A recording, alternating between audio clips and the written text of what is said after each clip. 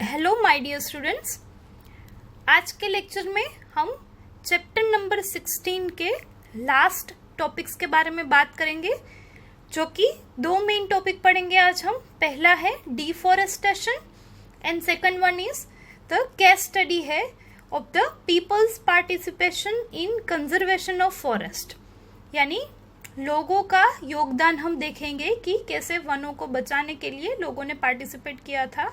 History के बारे में बात करेंगे, राइट। ऐसे कुछ केसेस के बारे में हम स्टडी करेंगे। ओके, सो ये उसके बाद आफ्टर दिस ये टॉपिक खत्म होने के बाद मैं आपको बताऊंगी कि किस तरह से इस चैप्टर में से क्वेश्चंस पूछे जाते हैं बोर्ड में generally, right. So okay, late us start with the first topic which is deforestation. ठीक है, अब डिफॉरेस्टेशन को हम डिवाइड करके पढ़ेंगे। तो जैसे कि पहले हम बात करेंगे इंट्रो की, इंट्रो में से एमसीक्यूज पूछे जा सकते हैं इंट्रोडक्शन में से। Then we'll discuss about the reasons or we can say causes of deforestation, कि क्या क्या कारण है डिफॉरेस्टेशन के। ठीक है, ये वनों को काट देने के क्या क्या रीजंस हैं। Then we'll discuss about the effects, we can say side effects of the deforestation, कि अगर पेड़ पौधों को काट दिया जाए, डिफॉरेस्टेशन किया जाए, देन उसकी साइड इफेक्ट्स क्या होगी। And then after lastly we'll discuss about the reforestation, कभी वापस से रिफॉरेस्टेशन, वापस से इतने सारे पेड़ पौधों को कैसे उगाया जाए। ठीक है, तो ऐसे हम डिवाइड करके इस पूरे बड़े टॉपिक को पढ़ेंगे। तो let us start with the introductory part, जिसमें से एमसीक्यू आपको पूछे जा सकते हैं। So first of all, deforestation कहते किसे हैं उसकी बात करें अगर हम, then it is the conversion of forested areas to non forested ones. ठीक है, यानी जहाँ पे पहले फॉरेस्ट हुआ करता है उसमें से हम अगर पेड़ काट ले सारे, तो ये ओपन ग्राउंड जैसा हो जाएगा, जिसको हम बोलते हैं डिफॉरेस्टेशन। ओके, नाउ कुछ रेशियोज दिए हैं आपको about the different areas of the earth, जहाँ पे फॉरेस्ट का अमाउंट कैसा रह गया है, बाकी बचा है। ठीक है, तो उसके बारे में बात करते हैं। So according to an estimate, almost 40% forests have been lost in the tropics. Tropical region की हम बात करें तो वहाँ पे अभी हाल के समय में 40% जितने फॉरेस्ट है वो नष्ट हो चुके हैं, जो कि पहले हुआ करते थे। While only 1% in the temperate region. Temperate region में बहुत ही कम कटाई हुई है, यानी 1% जितने ही लॉस्ट हुए हैं फॉरेस्ट है वो। So this are some estimates. अब अगर हम बात करें इंडिया की specially, so at the beginning of the 20th century, foresters covered about 30% of the land of India। यानी शुरू में 20th सेंचुरी की शुरू में हम बात करें तो इंडिया की जितना भी ज़मीन का एरिया है इंडिया का, उसमें 30% जितने ये फॉरेस्ट हुआ करते थे। बट हाल में हम देखने जाए, क्योंकि इतनी सारी कटाई हो रही है, तो अभी के समय में by the end of the century it reduces to the 19.4 only. तो देखिए 30 में से 19.4 होंगे। अभी इवन रिसेंट आप बात करोगे तो उससे भी कम होंगे। ठीक है, अराउंड 15% जितने बचे हैं। सो this is very dangerous for the environment, right. So next बात करते हैं हम, जैसे कि तो ये वनों के नुकसान के बारे में देख के इंडियन गवर्नमेंट ने कुछ लॉज बनाए, कुछ पॉलिसीज बनाई। तो उसके बारे में हम बात करते हैं कि national forest policy of India in 1988 according उन्होंने कुछ गाइडलाइंस है वो जारी की, जिसके हिसाब से they recommended that 33% forest cover plains while 67% for the hills. अब इसका क्या मतलब कि ओपन ग्राउंड है, प्लेन एरिया से उसमें कितने 33% फॉरेस्ट होने ही चाहिए। और दूसरी बात की कि हिली रीजन से, जैसे कि अगर हम हिमालयन रीजन की बात करें, पहाड़ों की बात करें, तो उसमें कितने 67% फॉरेस्ट हैं वो होने ही चाहिए। ग्राउंड में 33% एंड हिली रीजन में 67%। इस रेशियो में फॉरेस्ट का होना ज़रूरी है to prevent our climate and environment. ठीक है, ये किस में जारी किया गया, ये सारे रिकमेंडेशन है वो नेशनल फॉरेस्ट पॉलिसी के अकॉर्डिंग। ठीक है, in 1988। Okay, this all detail is about for the introduction and MCQ as well, right. Now let us discuss a sub topic which is reasons for the deforestation. ठीक है, अब उसकी बात करते हैं। जैसे कि डिफॉरेस्टेशन हो तो रहे हैं, हम जानते हैं क्यों हो रहे उसके बारे में बात करते हैं। तो पहला है major reason is the conversion of the forest to the agricultural land so as to feed the growing human population.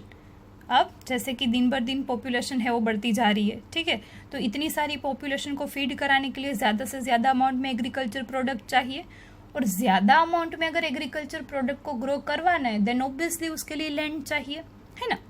तो इस लैंड को पाने के लिए लोग क्या कर रहे हैं आजकल कि बड़े बड़े जो पेड़ पौधे हैं, वन हैं, उनकी कटाई करके वहाँ पे अभी फार्मिंग कर रहे हैं, ठीक है।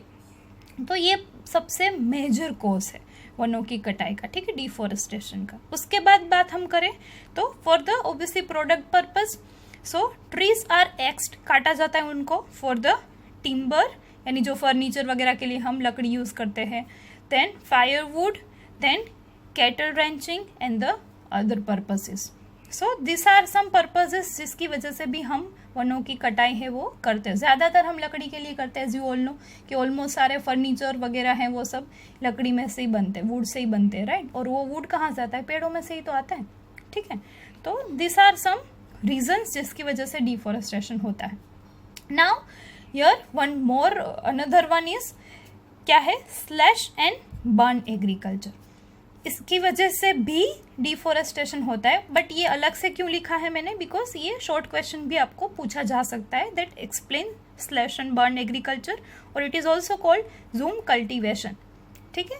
तो ये रीजन में ही आता है डिफॉरेस्टेशन के, पर उसको अलग से भी हम उसको पूछा जा सकता है, so you have to write, ठीक है। तो उसके बारे में अभी ये जूम कल्टीवेशन टेक्निक क्या है उसके बारे में बात करते हैं। So in this the name itself suggest slash and burn, यानी काटो और जला दो, ठीक है, ऐसा कुछ मीनिंग होता है उसका।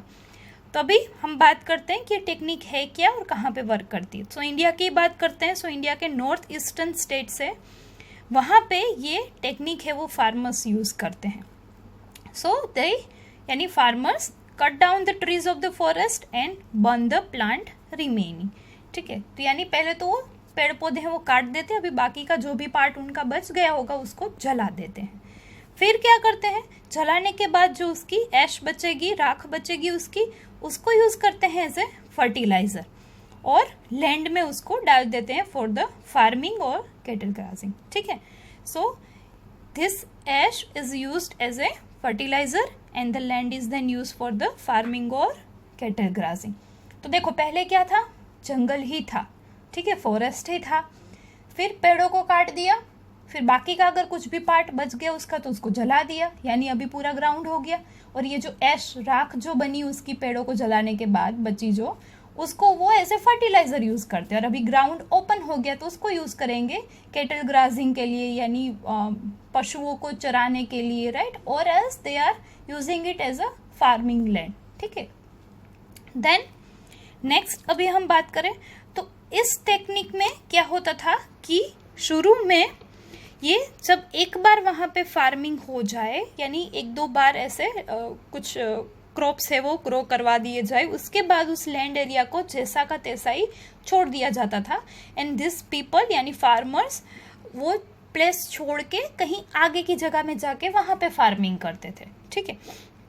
सो ऐसा क्यों करते थे, ये they left this place for the several years so as to allow its to recovery, यानी अभी जैसे कि बहुत सारे फॉर एग्जांपल 2-3 ईयर्स तक अगर वहाँ पे ग्रो करवाया प्लांट को तो ऑब्वियसली वो फर्टिलिटी है वो लैंड की कम हो गई होगी, क्योंकि आगे के जो 2-3 सालों में प्लांट्स ग्रो करवाए उन्होंने न्यूट्रिशन है वो एब्जॉर्ब कर लिया होगा, राइट, वहाँ से। तो फिर उस जमीन को छोड़ दिया जाता था for the several years like 2-3 years और सो ऑन। सो ऐसे छोड़ के उस प्लेस को नई जगह पे ग्रो करवाते थे, वापस फिर वो नई जगह पे 2-3 साल काम करने के बाद यानी क्रॉप्स को ग्रो करवाने के बाद वो वापस से पहली जगह पे आ जाएंगे सपोज, और उसको छोड़ देंगे फिर। तो ऐसा करने का मीनिंग क्या था, फायदा क्या था कि उस लैंड को वापस से फर्टाइल होने का टाइम मिले, ठीक है, ये पर्पस था। अब यानी ये पहले के ज़माने में हुआ करता था, बट अब क्या है कि इतने सारे लैंड एरिया तो हैं ही नहीं कि लोग कुछ एरिया को छोड़ के दूसरी जगह पे जाए। अभी तो जितना लैंड एरिया है वो सारा का सारा यूज़ कर लिया जाए तो भी फार्मिंग प्रोडक्ट है वो कम पड़ती है, इतनी पॉपुलेशन बढ़ गई है। ठीक है, तो अभी ये ऑप्शन तो बचा नहीं फार्मर्स के पास, तो they keep on growing the plants. तो उसकी वजह से क्या हो रहा है, सोइल की फर्टिलिटी है वो नष्ट होती जा रही है, खत्म होती जा रही है, एंड दैट इज वाई ये जो लैंड एरिया है वो धीरे धीरे सूखता जा रहा है, क्योंकि फर्टिलिटी नहीं है, प्लांट ग्रो नहीं कर सकते हैं उसमें। So this is also the cause of deforestation. So in earlier days, enough time gap was given so that the land recovered from the effect of cultivation, but no gap nowadays resulting in deforestation. Right, अभी gap नहीं दिया जाता है तो land है वो पूरी खराब होती जा रही है, क्योंकि उसमें न्यूट्रिशन है वो तो सारे प्लांट ने एब्जॉर्ब कर लिए। Okay, so now let us talk about the effects of deforestation. Right, ये हमने बात की रीजंस कि डिफॉरेस्टेशन होते क्यों है। अभी मान लो हो गए डिफॉरेस्टेशन तो उसकी साइड इफेक्ट्स है वो क्या होगी। So the foremost reason, as you all know, that enhanced CO2 concentration in the atmosphere, है ना। अगर पेड़ पौधे ही नहीं रहेंगे तो एटमॉस्फियर में जो ये CO2 gases, carbon dioxide gases present है उसको कौन फिर एब्जॉर्ब करेगा, सो उसका कॉन्सेंट्रेशन है वो बढ़ जाएगा। This is the foremost cause. दूसरा, loss of biodiversity due to habitat loss, यानी अगर ये, जैसे कि आप लोग जानते हो कि ये जो भी जंगल एरिया है, फॉरेस्ट एरिया है, वो बहुत सारे एनिमल्स का घर है, ठीक है, उनका ये हैबिटेट है, वहाँ पे ये लोग रहते हैं। फिर अगर हम ऐसे ह्यूमन बींग्स की भी वन बात करें तो ऐसे बहुत सारे पीपल हैं जो कि जंगल एरिया में रहते हैं, तो उन लोगों का सबका ये घर है। अगर मान लो हम ये फॉरेस्ट है उसको डिस्ट्रॉय कर देते हैं, देन ऑब्वियसली उनका हैबिटेट भी लॉस हो गया, उनके घर भी नष्ट हो गए, तो उसकी वजह से ये एनिमल्स भी मर जाएंगे, है ना। तो बायोडाइवर्सिटी है वो कम हो गई। उसकी वजह से क्या होगा, डिस्टर्ब्स हाइड्रोलॉजिक साइकिल यानी water cycles, and it cause the soil erosion and leads to a desertification in the extreme cases, है ना। तो उसकी वजह से ये सारी जो भी साइकिल्स है, water cycle and all, biogeo cycles जितनी भी सारी हैं वो डिस्टर्ब हो जाएगी, ठीक है। और उसकी वजह से अभी रेनफॉल की जो प्रॉपर सीजन रहती है वैसी नहीं रहती। अब आप लोग जानते ही हो, है ना, कि कई बार बहुत तेज बारिश आ जाती है, कई बार जो उसका टाइम ड्यूरेशन होता है फ्यू मंथ्स का उससे आगे भी आती रहती है, कभी भी बीच में भी आ जाती है। So now there is no proper seasons like, right. So ये सारी एक्सट्रीमिटीज हुई है because of this climate change and the deforestation. So इसकी वजह से सॉइल इरोजन है वो भी हो सकता है, क्योंकि आपको पता है कि ये जमीन को जकड़ के कौन रखता है, रूट्स प्लांट के, ठीक है। अभी प्लांट ही नहीं है तो रूट ही नहीं है, और अगर रूट्स नहीं है तो फिर सॉइल का इरोजन तो पक्का है, क्योंकि सॉइल को वहां पे जकड़ के रखने के लिए अभी कोई है ही नहीं, right. So this are some side effects we can say of the deforestation. Then last of the topic is reforestation. Okay, अब इसका मतलब एकमात्र इसका उपाय है क्या, कि हमको रीफॉरेस्टेशन करना चाहिए, वापस इन पेड़ों को ग्रो करवाना चाहिए। भले ही हम काट रहे, मानो 2 पेड़ काट रहे तो सामने 2 वापस ग्रो भी करवाने चाहिए, ठीक है, ताकि वो बायोडाइवर्सिटी है वो वैसी की वैसी रहे। तो रिफॉरेस्टेशन हम कैसे कर सकते हैं। So this process can occur naturally use, यानी नेचुरली ही वहां पे प्लांट्स ग्रो होंगे ही होंगे, राइट, क्योंकि अभी फर्टाइल सॉइल है, सीड्स वगैरह गिरे होंगे तो नेचुरली भी प्लांट वहां पे ग्रो होते हैं जहां पे हमने काट दिए। But this natural process can takes thousands of years to recover, right.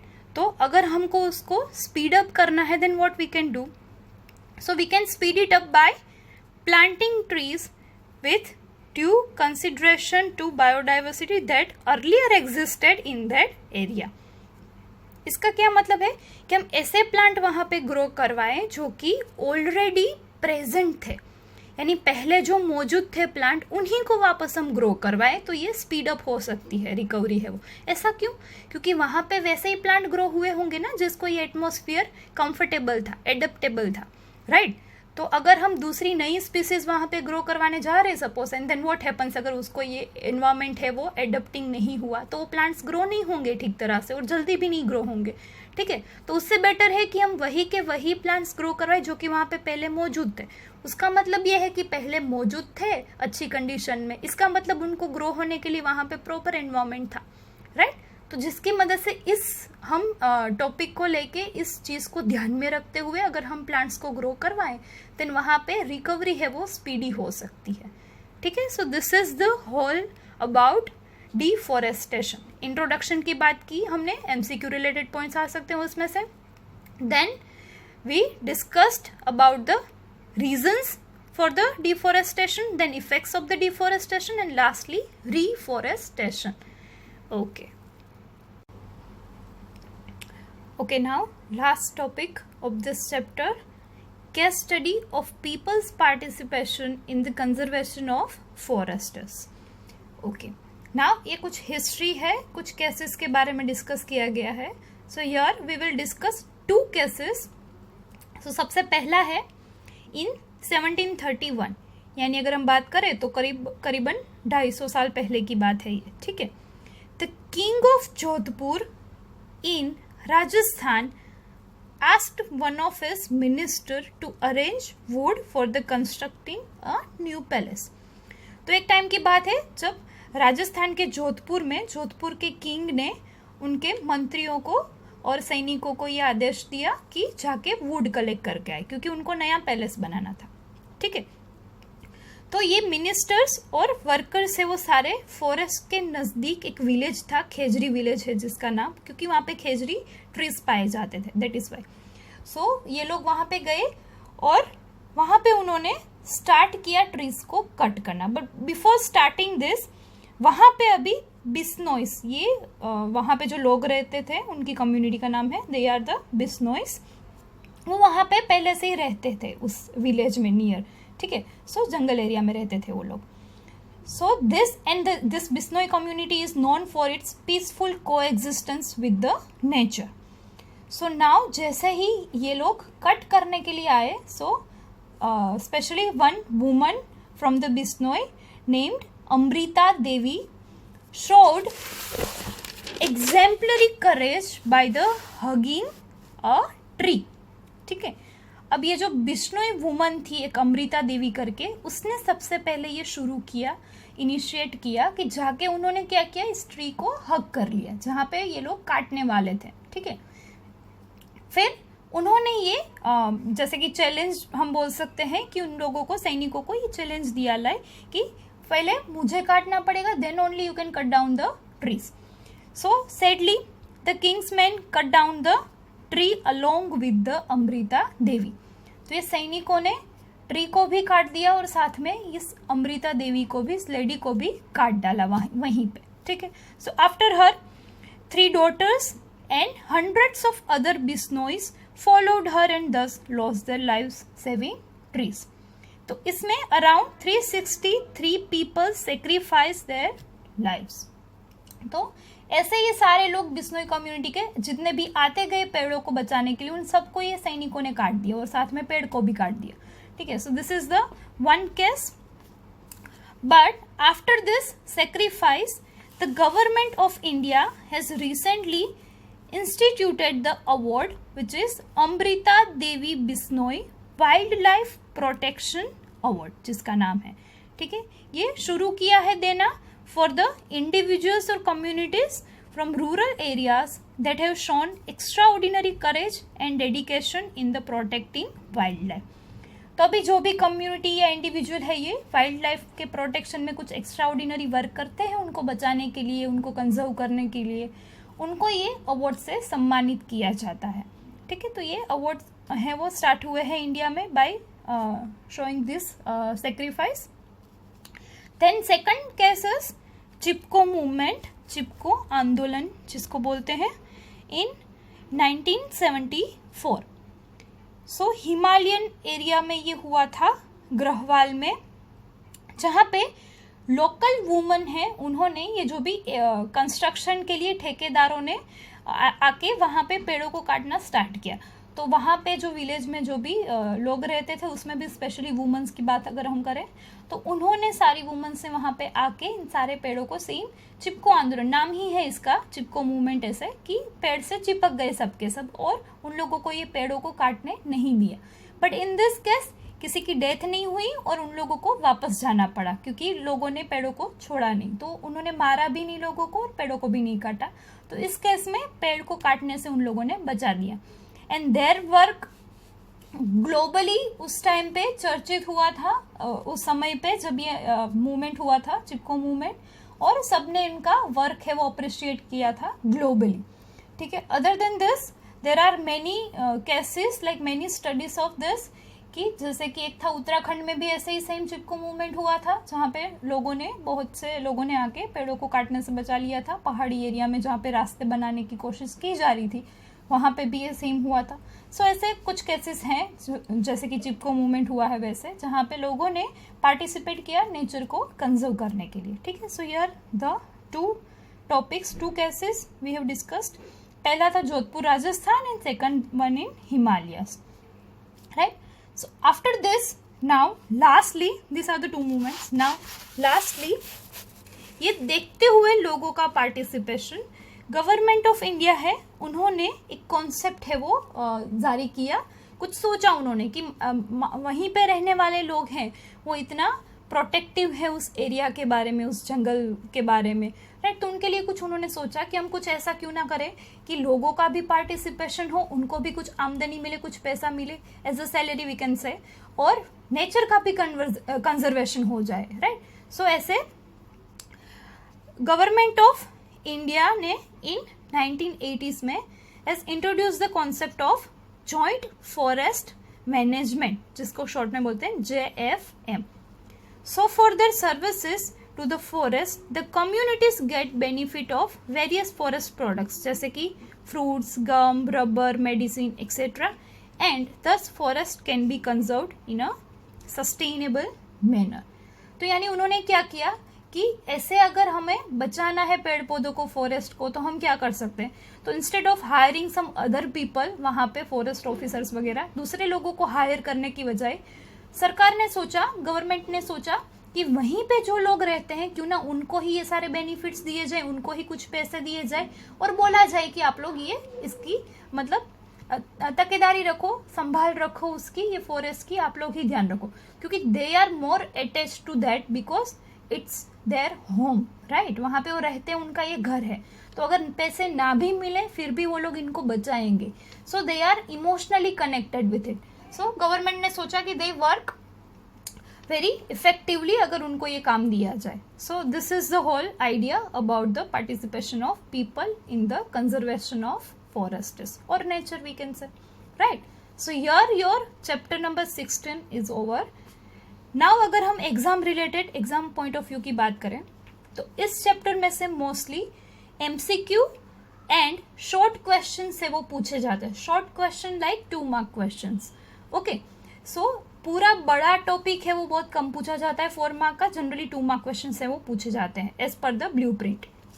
सो आपको क्या करना है, ये बड़े टॉपिक जो भी है उसको शॉर्ट में भी रीड करना है। लाइक जैसे कि हमने आज पढ़ा, लास्ट टॉपिक था वो डिफॉरेस्टेशन, जिसको हमने डिवाइड करके पढ़ा, right. So same way you have to study about the chapter like in a short fragmented manner, right. So this is the whole about chapter number 16, okay.